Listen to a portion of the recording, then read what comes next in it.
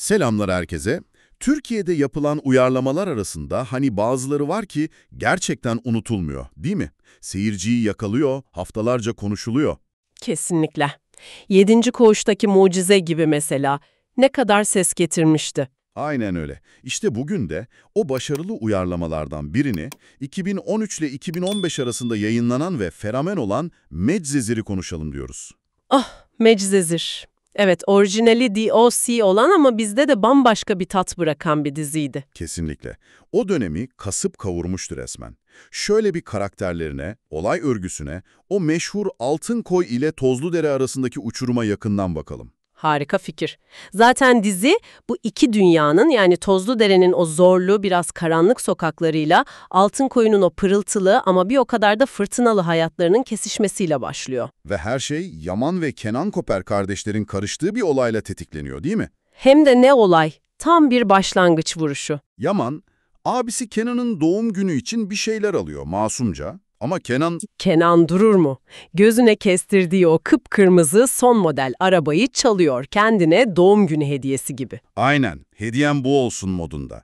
Sonra atlıyorlar arabaya, basıyorlar gaza. O sahne bile dizinin bütün atmosferini veriyor aslında. Bir yanda o gençlik ateşi, heyecan, bir yanda tehlike. Tam da onlar o arabayla kaçarken bambaşka bir evrende Altınkoy'da işler çok farklı. Oranın kralı, mimarı Asım Şekip Kaya, namı diğer Bay Aşk. Ah, Bay Aşk, unutulmaz karakter. Kendi vakfı yararına şaşalı bir müzayede düzenliyor. Pırıltı, lüks, sosyetenin önemli isimleri. Tam bir güç gösterisi aslında o müzayede. Ve müzayedenin yıldızı da Bay Aşk'ın kızı, Ender Seres. Hani o bağış toplamak için kıyasıya bir rekabet yaşanıyor ya orada. Evet, Ender Hanım orada bayağı bir ön planda. İşte tam o şatafatın ortasında Ender Hanım'ın başarılı avukat eşi Selim Serez'in telefonu çalıyor. Ve hikayenin iki ucu Tozludere ile Altınkoy o telefonla birleşmeye başlıyor aslında. Selim apar topar çıkıyor müzayededen. Doğru, karakola. Karşısında Yaman Koper. O an çok kritik bence. Selim, Yaman'ın o hırçın, dünyaya kafa tutan tavırlarında bir şey görüyor. Kendi gençliğini belki de, o potansiyeli. Kesinlikle. Belki de kendi içindeki o ukdeyi, potansiyeli görüyor. Yaman ise gardını hiç indirmiyor. Şaka maksatlı yaptık falan diyor, durumu geçiştiriyor. Tipik Yaman tavrı başta. Ama Selim de hemen o bu çocuğu kurtarmalıyım hissi uyanıyor sanki. Değiştirebileceğini düşünüyor onu. Ama Yaman o an hiç oralı değil. Değişim falan istemiyor. Tam o sırada kim geliyor? Annesi Nevin. Evet Nevin, gazinoda şarkıcılık yapan, hayatla boğuşmuş, yorgun bir kadın. Oğlunu karakolda görünce dünyası başına yıkılıyor. Yıkılıyor ve büyük bir öfke patlaması yaşıyor. Aslında öfkesi daha çok diğer oğlu Kenan'a ama faturayı Yaman'a kesiyor orada. Çok ağır konuşuyor. Biriniz de adam olmayacak mısınız diyor. İçeri gir, sürün, en azından nerede olduğunu bilirim gibi laflar ediyor. Ve en can alıcı cümle, ne halin varsa gör, ben artık yokum. İşte bu Yaman için ilk büyük kırılma anı. Annesi tarafından reddedilmek, terk edilmek. O an Yaman'ın bütün hayatını etkiliyor bence. Kesinlikle. O aidiyet arayışı, o terk edilme korkusu hep o anla bağlantılı gibi. Sonra mahkeme oluyor, Kenan'ın eski suçları varmış. Evet, infazı yanıyor ve hapse giriyor. Yaman serbest kalıyor ama abisi giderken ona ne diyor? Git buralardan, kendini kurtar diyor. Burada bize hayat yok. Hatta okuma boşa kürek çekme diyor. Tam bir umutsuzluk tablosu. Ne kadar ilginç bir tezat değil mi? Abisi okuma, kaç derken hayatına yeni giren Selim tam tersini söylüyor. Oku, kurtul diyor. Yaman tam bir yol ayrımında kalıyor. Eve dönüyor ama orada da huzur yok. Üvey babası Hasan var, o da ayrı bir olay. Hasan'ın lafları da ağır. El kadarken babanız sizi bıraktı gitti, kadının ayağına bağlıyorsunuz falan diyor. Gerginlik artıyor. Kavga büyüyor, hem de nasıl. Hasan kırık bir şişeyle Yaman'ın üzerine yürüyor, tam bir felaket anı. Yaman annesinden yardım bekliyor ama Nevin belki çaresizlikten belki biriken öfkeden Yaman'ı evden kovuyor. İkinci büyük darbe Yaman için. Önce karakolda reddediliş, şimdi evden kovulma.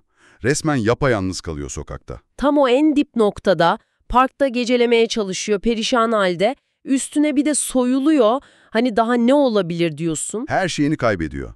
Ve tam o anda yine kim çıkıyor karşısına? Selim onu karakoldan alıyor, gidecek bir evi olmadığını öğrenince de o büyük kararı veriyor. Bizimle geleceksin diyor. Altınkoy'a, kendi evine götürmeye karar veriyor. Tabii bu Ender için başta kabul edebilir bir şey değil. Hiç değil. Nasıl kabul etsin? Selim de bir formül buluyor. Yeni bahçıvanımız diye tanıtacak Yaman'ı. Ender istemeye istemeye biraz da mecburiyetten kabul ediyor. Ve Yaman için Altınkoy'un kapıları böyle aralanıyor. Bir yabancı, bir öteki olarak giriyor o dünyaya. Evin önünde Selim'i beklerken. O meşhur an, Mira Beylice ile ilk karşılaşma. Mira'nın o utangaç, tatlı, "Merhaba, Mira, ben" demesi. Yaman da durur mu? Pat diye soruyor. Adının anlamı ne? Mira anlatıyor. Sonra Mira soruyor. Senin adın ne? Yaman o unutulmaz cevabı veriyor.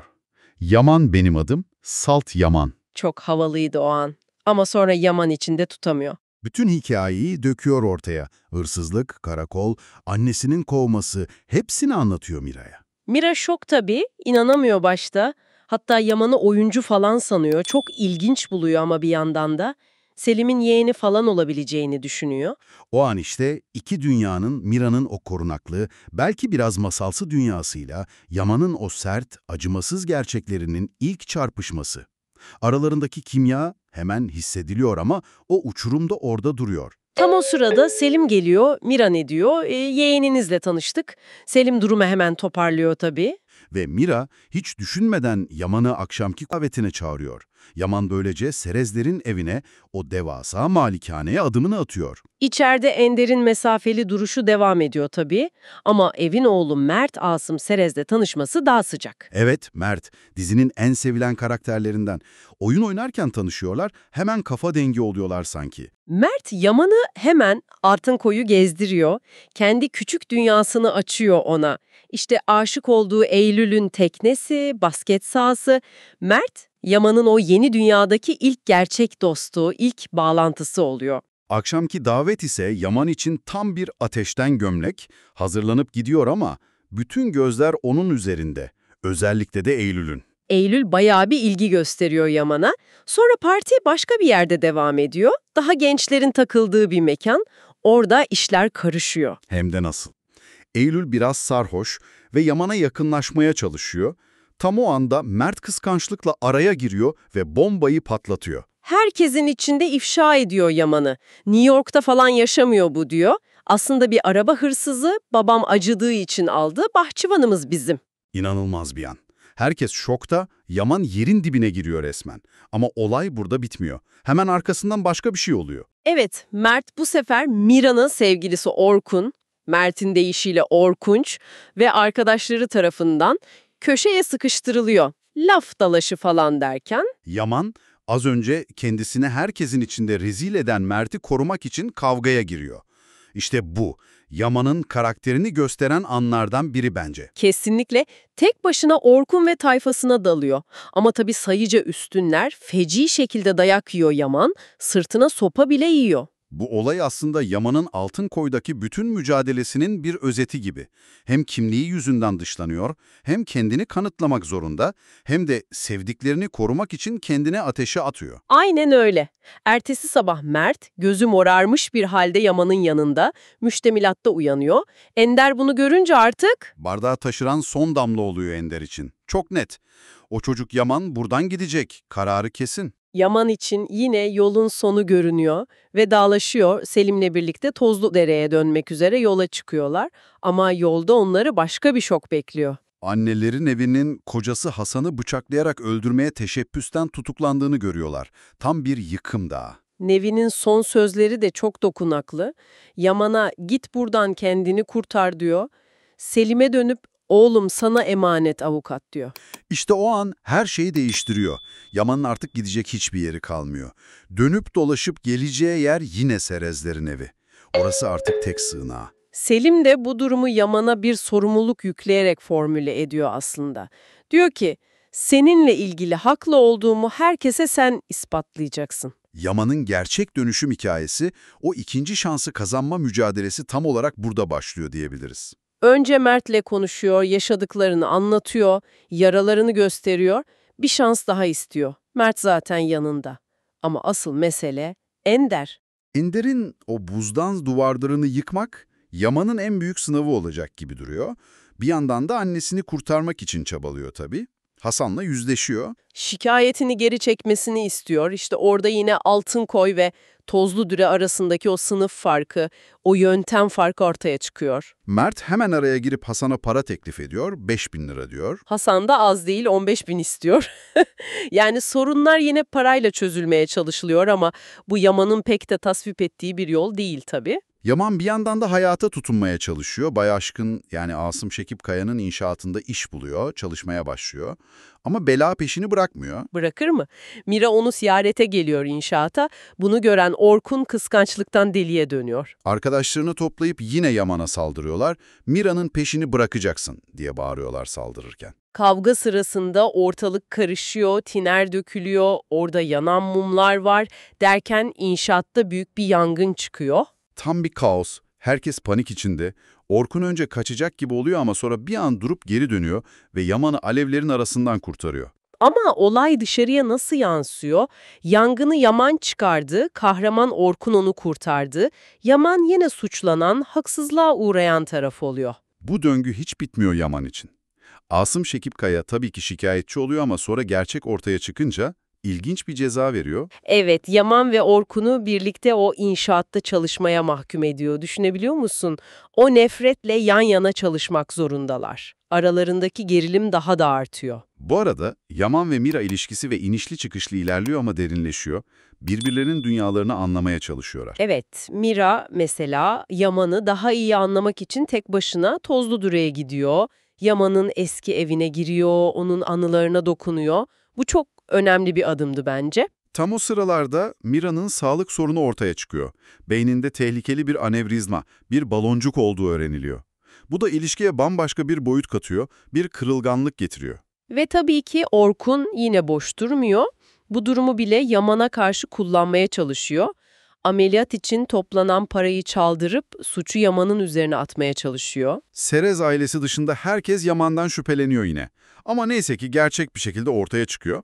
Orkun'un bu kötülükleri aslında Yaman ve Mira'yı daha da yakınlaştırıyor ironik bir şekilde. Mira iyileşiyor neyse ki.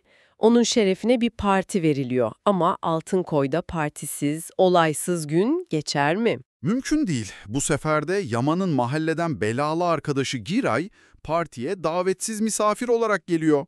Ortalığı karıştırıyor. Giray'ın da vukuatları bitmiyor. Mira'nın kardeşi Beren'le konuşuyor. Sonra Kenan'ın eski sevgilisi Ayşe ile sevgili olduğu ortaya çıkıyor falan.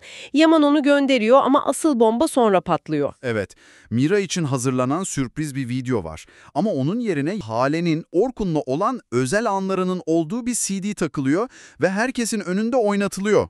İnanılmaz bir skandal. Tam bir rezalet. Mira ne yapacağını şaşırıyor. Gidip Orkun'a okkalı bir tokat atıyor. Tam o kaosun ortasında Giray'ın arkadaşı Mehmet elinde silahla ortaya çıkıyor ve Orkun'u kolundan vuruyor. Şiddet, entrika, kaos, Altınkoyun özeti gibi. Bu kargaşadan sonra Yaman ve Mira biraz nefes alıyor. Bir oyun parkında, dönme dolapta o meşhur öpüşme sahnesi yaşanıyor. Yaman'ın yükseklik korkusuna rağmen o an ilişkilerinin mühürlendiği an oluyor sanki. Çok romantikti orası. Ama mutluluk uzun sürer mi Mecizir'de? Sürmez tabii. Bu sefer de Mira'nın takıntılı piyano hocası Tan karakteri devreye giriyor. Mazoşist, saplantılı, tehlikeli bir tip. Mira'yı kaçırıyor. Yaman yine kurtarıcı rolünde Mira'yı buluyor.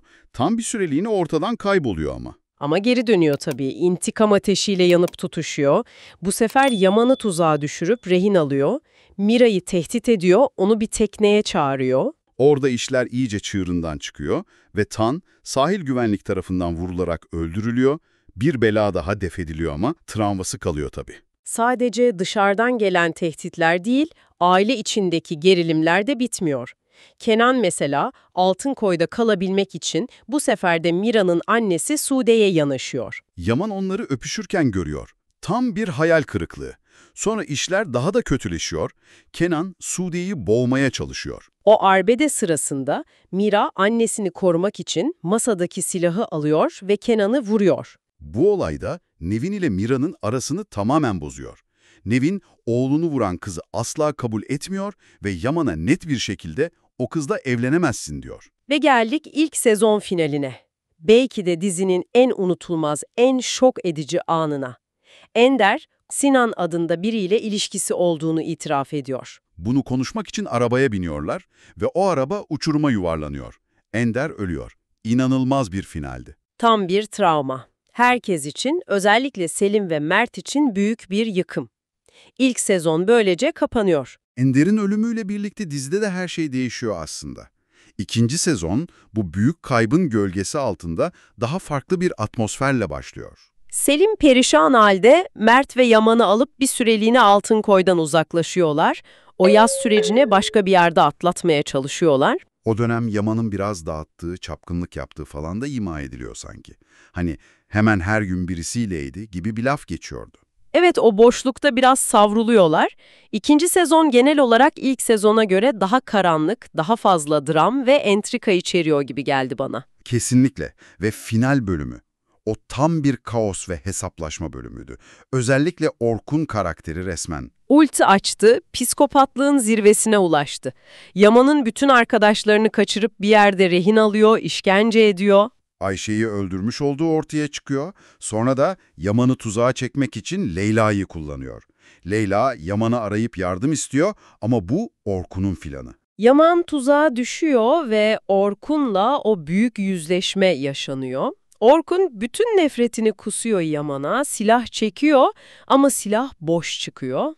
Sonra o inanılmaz kavga başlıyor. Çok vahşi, çok acımasız bir kavgaydı. Yaman başta üstünlüğü ele geçiriyor ama Orkun çok pis dövüşüyor. Evet, Yaman'ın yarasına basıyor, ısırıyor, boğmaya çalışıyor. Tam bir ölüm kalım mücadelesi. De tutuyor, kurtarıyor. Ama Orkun O son anda bile durmuyor. Elindeki bıçakla Yaman'ı bıçaklıyor. Tam o sırada başka bir yerde Mira da kendi hayat mücadelesini veriyor. Ameliyata giriyor.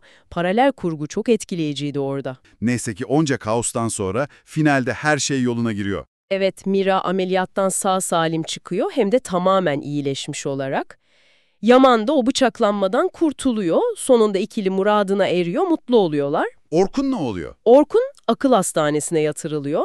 Hayat bir nevi normale dönüyor Altınkoy için. Ve final sahnesi. Ah evet, o sahne.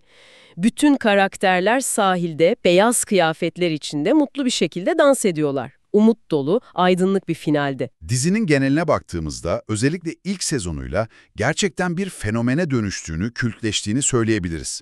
Müzikleri, karakterleri, atmosferi. Kesinlikle. İkinci sezon için bazı eleştiriler oldu tabii. Dram dozunun çok arttığı, ilk sezonun tadını vermediği söylendi. Belki de bu yüzden 77. bölümde bitti. Olabilir ama yine de 77 bölüm boyunca büyük bir ilgiyle takip edildiği de bir gerçek. Türk dizi tarihinde özel bir yeri var Medcezir'in. Ultra lüks hayat, son model arabalar, partiler, biraz gerçeklikten kopuk bulunduğu, gençlere kötü örnek olabileceği konuşuldu. Doğru, bu eleştiriler de yapıldı ama diğer yandan sınıf çatışması, aile bağlarının önemi, aşkın gücü, ihanet, dostluk gibi temaları da oldukça cesur bir şekilde işlediğini düşünüyorum. Kesinlikle. Yaman'ın o sıfırdan gelip kendini var etme mücadelesi, Mira ile arasındaki o sınıf farkına rağmen yaşadıkları tutkulu aşk, Selim'in Yaman'a yaptığı o babalık, o mentorluk, bunlar dizinin gerçekten güçlü yanlarıydı. Karakter gelişimleri de başarılıydı bence. Mesela Yaman ve Mert'in arasındaki o sarsılmaz dostluğun zamanla nasıl geliştiği, Mira'nın kendi ayakları üzerinde durmayı öğrenmesi, hatta Ender'in bile değişimi. Hepsi iyi işlenmişti.